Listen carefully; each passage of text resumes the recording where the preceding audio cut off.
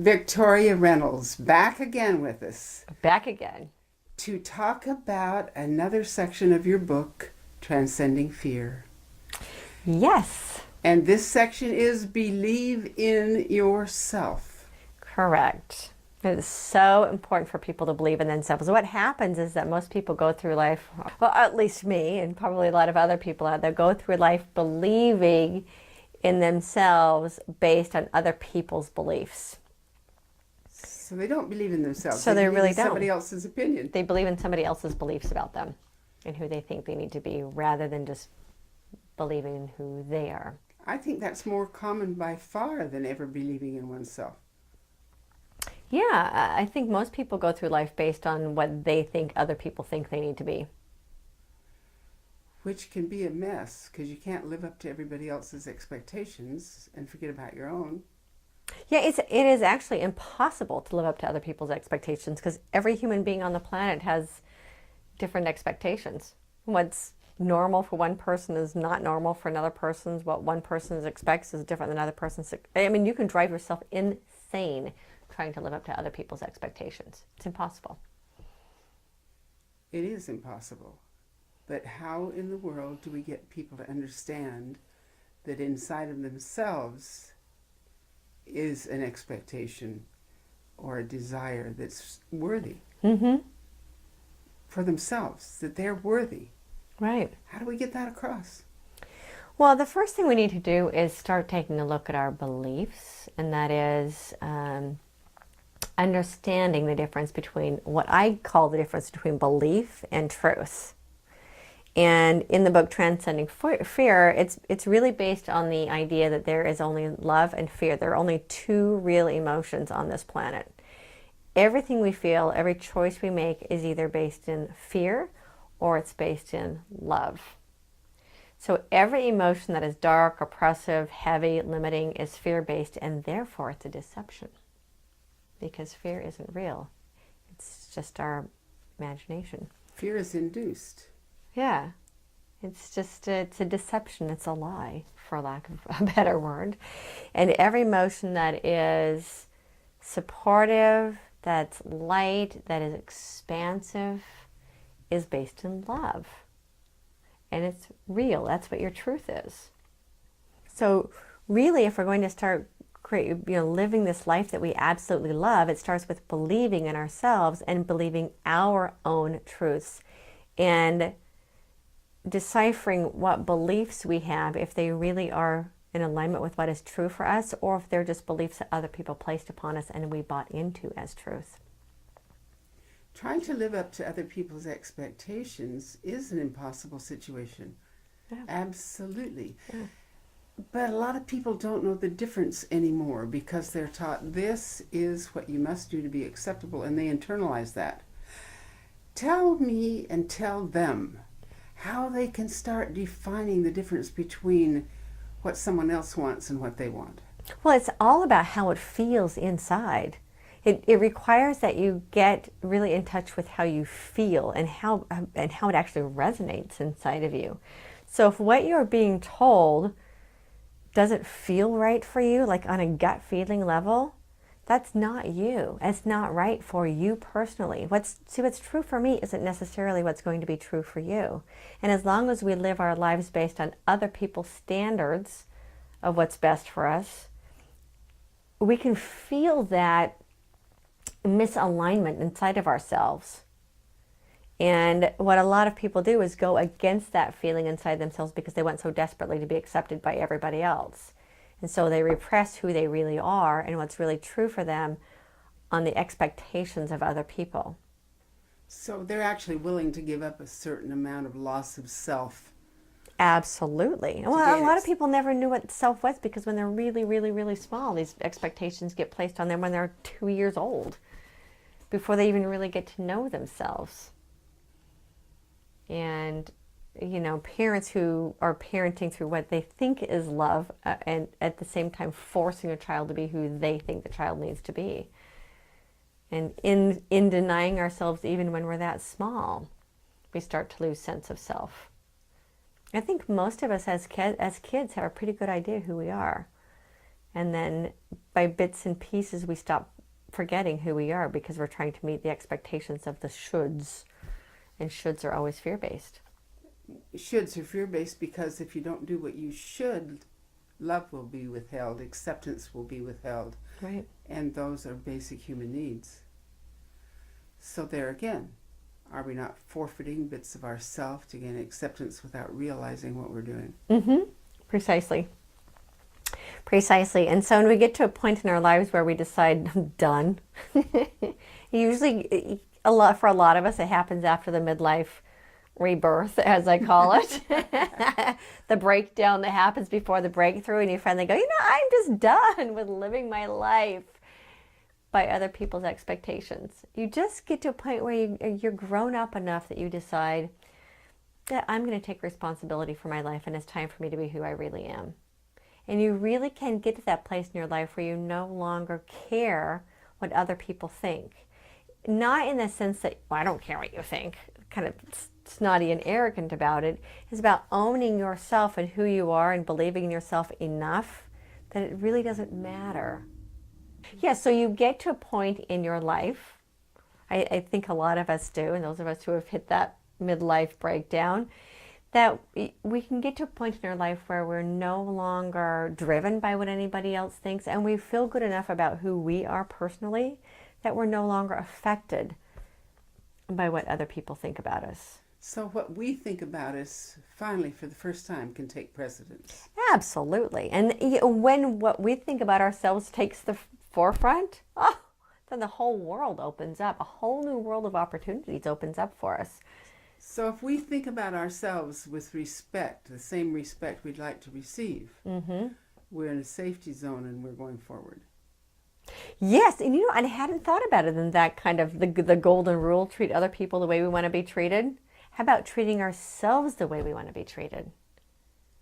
So few people get that, especially women. Right. Women are taught to be the caretakers and always eternally benevolent. And for goodness sake, seed, you may be a bitch. Well, fortunately, here in America, some women are starting to understand that you can be a very successful businesswoman and also be feminine. We're finally getting to a place in business here in America. Those of us that are out there on the leading edge of business and out there on the leading edge of where we're going next, where we're starting to understand that collaboration is a much more positive environment for women to work in than competition. Competition actually is what causes the bitch. And then on the other side, we have women that think that we need to use what we got to get ahead, and that doesn't work either. There's no respect in using your body to get ahead. No. A woman who really understands her true power in being herself and being a confident woman is almost irresistible. Men like being around her, and women do too. So women who really know who they are and are really confident in themselves and really believe in themselves are very attractive. Men want to be around them, women want to be around them, money wants to be around them, so does success. It's very attractive. Literally holding yourself in this space of confidence literally attracts to you that which you desire. And as long as we're trying to live ourselves in fear based on other people's expectations, we're practically repelling what we want rather than attracting. That's really true. Yeah. That's really true. Because if you're afraid of other people's opinions, you're afraid to go forward, and you're afraid to be responsible for your decisions, and you can't go forward because you're afraid to take charge of your life. Right. So in that, one of those fear-based emotions is doubt. Doubt is one of those fear-based emotions that keeps us from moving forward. Doubting ourselves or disbelieving how somebody will see us. It's fascinating. It really comes down to love and fear. And confidence in yourself is love-based. Doubt is fear-based. Fear is used to undermine people from the time that we're children in order to control us. That's a pretty hard one to get over. Well, fear in itself is very controlling. Whether we intentionally use fear or not to control other people, we live in what I call a fear-based reality, where by default, all of the choices that we make are fear-based until we consciously learn how to make choices that are love-based. That just unconsciously, fear is a controlling aspect in our life until we learn to use the power of love. The power of love. Yeah. Too many people haven't even heard about You that. don't even know what it is. An awful lot of people don't even know what love is. Most people think that love is, oh, lovey-dovey between two people. Love is literally the essence that we're all made out of. It's a palpable energy that exists inside every one of us. And when we feel love between two people, it's the love in me connecting with the love that's in you. It's not a give and take, it's a receive and receive. It's literally the stuff that we're made out of, and we don't understand that because we live in this fear-based reality and we allow fear to be the driving force. And when we get what love really is and how powerful it is, we can consciously choose to live our lives literally in love with life. And that takes confidence to know that everything's okay and trust yourself. Right. Right. And self-trust is one of those loving things. If you pay attention to the emotional guidelines of what you do, there's a built-in instinct if we would listen to it.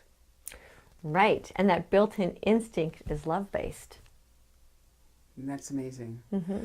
I've heard men tell women something is wrong with them if they don't trust them. They have issues. And yet, every guy in every good business there is know that you trust but validate. You investigate. You find out the track record. What's their resume? What is their past? Mm-hmm. Are they going to keep their contract? I mean, even credit companies, you fill out papers before you trust. So what is this propaganda that there's something wrong with women if they don't blindly trust? You know, maybe it's something that's in the greater consciousness from thousands of years ago when women were owned by men and we really weren't allowed to develop this trust factor. And trust, ultimately, trusting other people stems from first trusting yourself. So if you're talking about men in business, they start to trust themselves first. And they trust themselves that they will make the right choice and a smart decision. And so they lay out all of the elements that are necessary before they invest their trust in someone else. Right. That's not something that has been, I think it is getting to be now because women are finally rising up and into that space of balance with masculine, but that's not something we've ever been taught. Because until fairly recently, we were considered property and it was never about trust. It was about the man making the trusting choices. So as we have a lot of women out there who really have no idea how to trust themselves because they've never been taught how to have a relationship with themselves. It's all about your relationship with yourself. You hit the nail on the head because it really is. If they can't trust themselves, how can they trust someone else? We were not designed as human beings, not just male and female, we were not designed to forfeit our mind and our intellect and our trust and our life and our body into someone else's hands and just say, I have none of these things because I am a child and a woman or whatever. Right. We were designed to take control of our life and learn to believe in ourselves. And it's a major project for a lot of people. Yeah. Yeah, it's not something that's taught. No. You know, we, unfortunately, a lot of us learn trust after we make a lot of stupid mistakes. Oh, I guess I shouldn't have trusted that person. Maybe I should listen to my intuition more. There you go. And women have an amazing intuition. It's a matter of learning how to listen to it. I mean, we innately know when we meet someone whether they're trustworthy or not, whether they are someone we are safe to invest our emotions into. So when women are extremely emotional, I have to clarify men and women. I should say the masculine is very logical and the feminine is very emotional. And we're all both masculine and feminine. Most women tend to be more feminine. And so there's that inner intelligence gut feeling that tells us whether someone is safe for us to invest our emotions in. And a lot of us don't know how to listen to ourselves. And if we did, we would know who is best to invest ourselves in and not. Unfortunately, statistically, most women choose the familiar because they feel comfortable with the familiar, good or bad. Right. And repeat over and over generationally the same mistakes their parents did. Right. Because when they run into someone that's a circumstance that's familiar, they unwittingly feel comfortable because they know how that goes. Right. Again, this is what we were talking about before in one of our other segments is the fear of change. Exactly. It's more comfortable to do something that hurts but familiar than it is to step into the unknown and not know what it's going to present you with. And so there's a level of trust that we have to trust that what's out there is actually something that's really good for us. Someone once said, an old hound dog will lay down on 6 or 7 cockleburs and it'll hurt. But he doesn't want to get up and move because maybe next time he's going to lay on 2 dozen. And we're like that. Yeah. It takes courage to look inside of your life and say, this isn't working. What silly pattern do I keep repeating? What is there about me that I don't trust? Am I afraid to assume the responsibility of my choices? Do I want to remain a child and never have a voice? Do I want to hide under a rock and let somebody else bring me food? Or do I want to stand up, examine my choices, make them, take them, and live and be free and confident? Yeah, and ultimately that requires a conscious choice. And at some point in our lives, we need to decide, am I ready to take conscious control of my life? So part of believing in yourself comes down to learning how to take control of your life. Now let me explain, because everybody will say, oh, you can't control your life. In a sense, you can. Believing in yourself starts with learning how to control your life. You control your perceptions, you control your choices, you control your actions. And in that way, you are the creator of your reality. You can't control necessarily the circumstances that arrive in your life. However, you control how you respond to those circumstances, and you control the direction that you want your life to go. And that understanding that you have that ability in your life to control the direction of your life is a part of learning how to believe in yourself, because ultimately you're the creator. So the direction of choice really is yours, and that's why you're creating it, because your life goes the direction of your choices. So if you refuse to choose and give your power to someone who doesn't care about you or is going to use you, that is a choice. Correct. And the results will be according to your choice. Yeah, so you, in a sense, even though you've given your control away to someone else to be the creator of your life, whether it's your husband creating your reality or wherever it is that you lay responsibility for your life, in essence, you're still creating that because you're the one that gave them the power to choose for you. Right. And you choose the perceptions that you have of that experience. And blame them when it went wrong. Yeah, and instead of, it ultimately comes down to how you view it. How I perceive something could be radically different than how you perceive it. Every human being on the planet has their own unique perception of every experience. That's why I say what's true for me isn't necessarily what's true for you, because how a circumstance is perceived is uniquely yours and uniquely mine, based partly on our own individual beliefs and all of our past experiences that brought us to this particular point. You can put two people in exactly the same circumstance and get two very, very different perspectives. It's all about perception. And if we were honest and shared our perspectives without condemnation, we'd live in a wiser world. Very much so, because we could learn from each other's experiences and learn from each other's perceptions. That's part of learning and growing. Then you'd have to have a trust in yourself to share that, because you can't share something if you're afraid of rejection. Correct.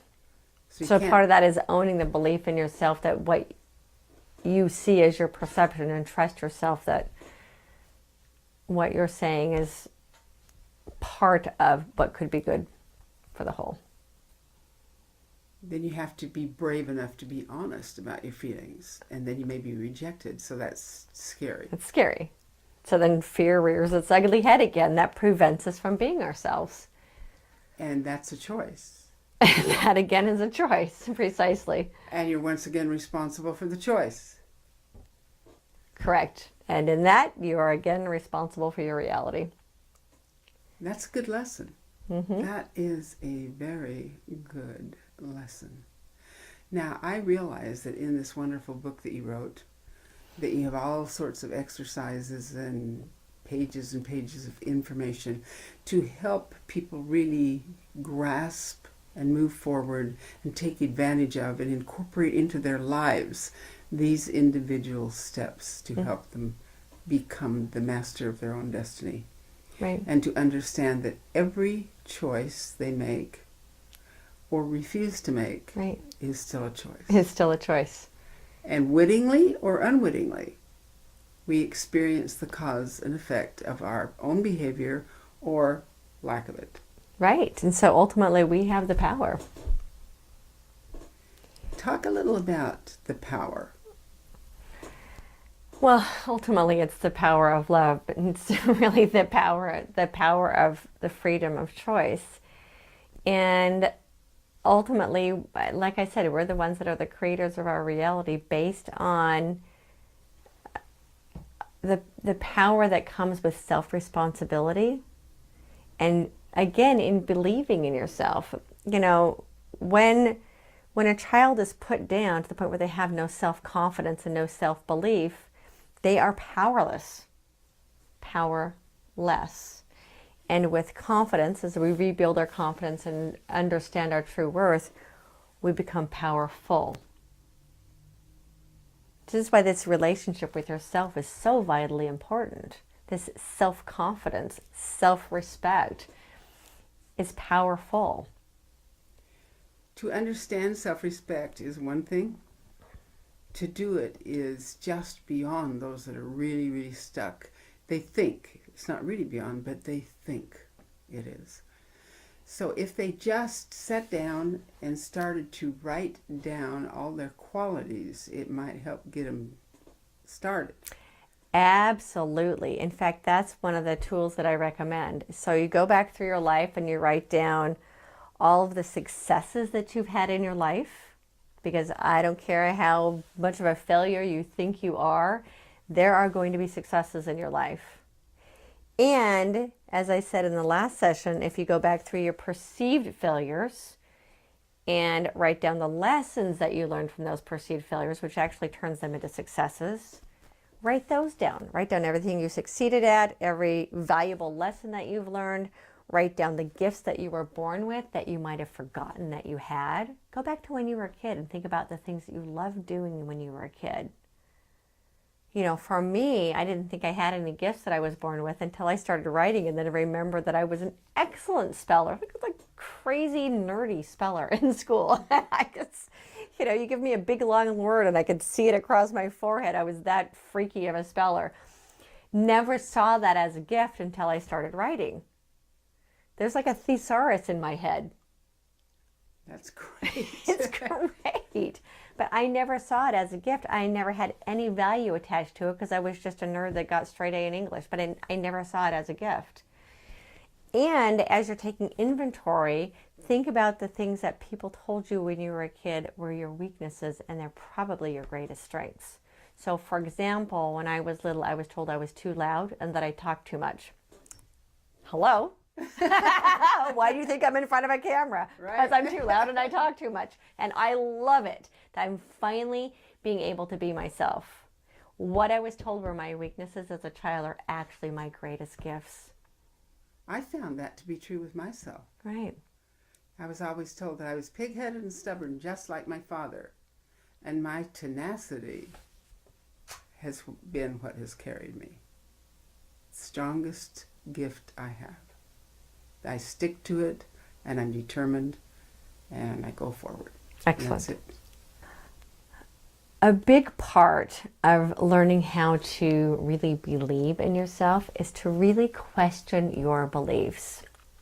I call this rethinking what you think you believe. And understand that most of the beliefs that we have about ourselves are actually other people's beliefs that were placed upon us that we bought into as truth. And they're actually not even ours. We pick them up from parents, from church, from TV, from school, from teachers, from other kids. And sometimes we created them as a way of making sense in the world around us. For example, I'll give you one of my clients. We're trying to help her break through some money beliefs and help her break through to the next level in her business. And what we discovered when I started asking her some questions, she's never been able to make more than $70,000 a year. And then she would sabotage herself. And we finally figured out that when she was a little girl, she heard her dad once say, $70,000 is more than enough. I don't need to make more than $70,000. As a little girl, she heard that and bought that into her reality. Whoa. So once we found that, we were able to apply self-forgiveness to it, and then she was able to break through that $70,000 ceiling that she was sitting at because she realized it was her dad's belief, not hers. Wow. Isn't that fascinating? Liberating. And very, very. So anytime there is a belief that's limiting, that says this is all you can make, that's when you know it's a deception. It's not true. When she finally got into her truth said the sky is the limit. Let's go for it. Your truth will always love and support you. Part of this process is trying to find those limiting beliefs and where they came from so that you can work through them and let those suckers go because they're not even yours. Everything stems from your relationship with yourself. Love yourself first. Love yourself no matter what. Unconditionally loving other people stems from learning how to unconditionally loving yourself. And it must come in that order. Yeah. Great lesson. Everybody needed this. A lot of healing can come from this. Thank you. Thank you. I'm a pleasure to be here as always.